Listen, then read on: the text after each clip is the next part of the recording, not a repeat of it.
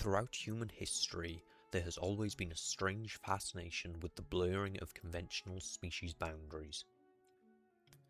In ancient Greek mythology, there are many gods, legendary tribes, and mythical beasts that possess a combination of human and non-human features, such as Centaur, Cynephilus, Harpies, Minotaur, Satyr, Sirens, and many more. Several ancient Egyptian gods also possessed the bodies of humans and the heads of non-humans, such as Anubis, Horus, Ra, Seth, and Sobek. In both examples, these non-human features have been used as symbols of their power or metaphors of their characteristics. The use of non-human animals as metaphor has been continued for so long that it has begun to erase the non-human identity, resulting in the birth of the anthropomorph. As time has progressed, the anthropomorphs have gradually lost more and more of their non-human identity. Taking this concept, which originally blurred species boundaries, and replacing it with an anthropocentric tradition which erases non-human animals, I intend to explore the ways in which film can blur the boundaries between species without erasing non-human. Bewilderment is described by Jack Halberstam as the process of becoming wild by shedding knowledge, and states that it offers both escape and madness, desire and disorder. Bewilderment of the human identity is one method that can be implemented to blur the boundaries between species without erasing the non-human elements.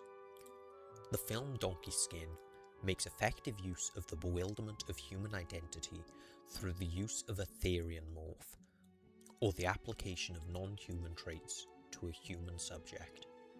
After escaping from her home, the protagonist is essentially split into two characters, the princess and Donkey Skin. Throughout the film, Donkey Skin retains her human behaviours and language, and it is clearly a human wearing the skin of a donkey, but is forced to live in a hut in the woods, perform manual labour, and is talked down to by the villagers, as though the fact that she wears the skin of a donkey has made her sturdy, tolerant, and in need of very little, all stereotypes typically applied to donkeys.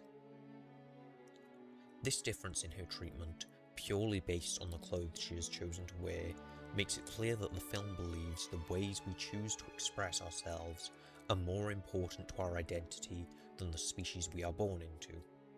And whilst it is a negative representation of the ways in which donkeys should be treated, it is a positive belief system for blurring the boundaries between species.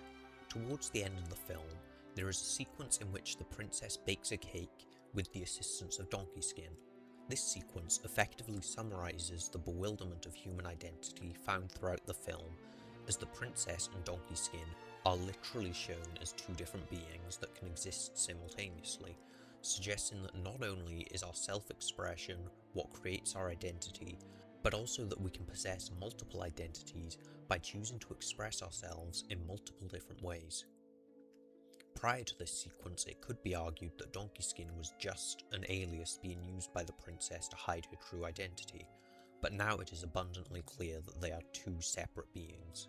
However, despite one being possessing multiple identities, the fact that the two identities remain distant from each other highlights the internal disconnect the character has created between these identities, essentially separating what she views as human and animal behaviour. It is only when the character embraces both parts of herself, through allowing them to communicate in order to bake the cake, that she is truly able to achieve her goals. Despite the film's positive view on the blurring of species boundaries, this comes at the cost of once again demeaning donkeys. During the sequence, the princess is the one who does all the practical work, whilst Donkey Skin is there purely to read the recipe out. She is subservient to the princess, reinforcing the idea that humans are superior. In addition to this, what the princess gains from this is the ability to return to her normal life, in which she can freely continue containing and suppressing Donkey Skin, suggesting that we should only embrace the animalistic parts of our nature as a means to an end, rejecting them the moment we feel comfortable enough to reintegrate into society.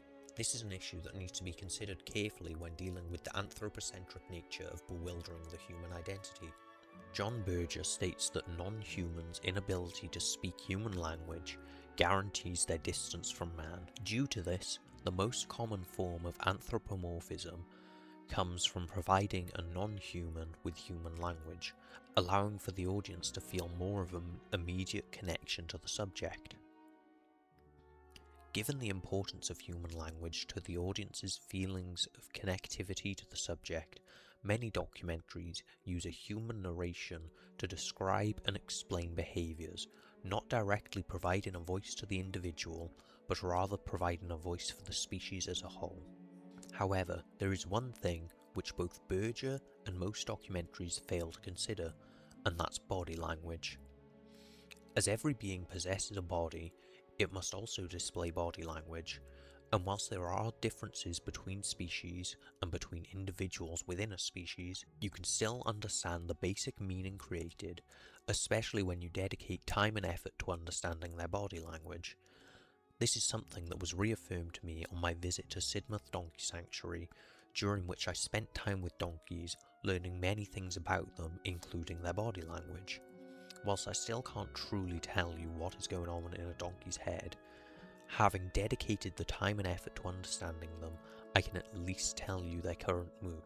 Through the overuse of human language in an attempt to bridge the gap between donkey body language and spoken human language, most documentaries end up completely ignoring the fact that the audience could learn to interpret their movements, resulting in not giving them proper opportunities to do so, which then results in the belittlement of the donkey's behaviour and thus objectification of the donkey themselves. A documentary that manages to avoid this issue, despite still having a narration, is Do Donkeys Act? Do Donkeys Act recognises that we are indeed capable of understanding donkey body language, but also that the duration of a film isn't long enough to achieve this understanding on our own. Do Donkeys Act opts for a more abstract approach, using poetic and confusing narration that focuses more on what the donkey is perceiving rather than their actions, feelings, or reasonings. This confusing use of language forces the viewer to be more actively engaged with the film in order to understand what is being said, and in doing so, they are also more actively engaged with the behaviour of the donkeys, effectively allowing the narration to act as a stepping stone between spoken human language and donkey body language, rather than the bridge typically provided. In addition to making the audience engage more directly, the use of describing perceptions rather than actions or reasonings recognizes the donkey's ability to perceive, and thus allows them to inhabit a realm simultaneously perceived and produced by themselves, reinforcing their individuality and unobjectifying them. Another way in which the film anthropomorphizes the donkeys through its use of narration is when it breaks its typically confusing and poetic nature. The occasions on which this norm are broken are done so in order to either share the backstory of the donkey or to create a comparison between humans and donkeys. One occasion on which this happens is when he bluntly states, "Who enjoys going to the dentist?" forcing the audience to empathize with the donkey, reframing what would typically be seen as stubbornness. This empathizing with the donkey is especially present on the occasions where he shares stories from their past. With it being a rescue, many of the donkeys have come from backgrounds in which they have been abused or mistreated, forcing the audience to reckon with the fact that a donkey can be mistreated just the same as a human. It's important to remember that the methods used to better understand non-human animals can be greatly beneficial for people's ability to empathize and understand them. But this has to be handled in a delicate manner, otherwise you risk becoming too anthropocentric, ultimately harming your message, such is the case with Donkey Skin.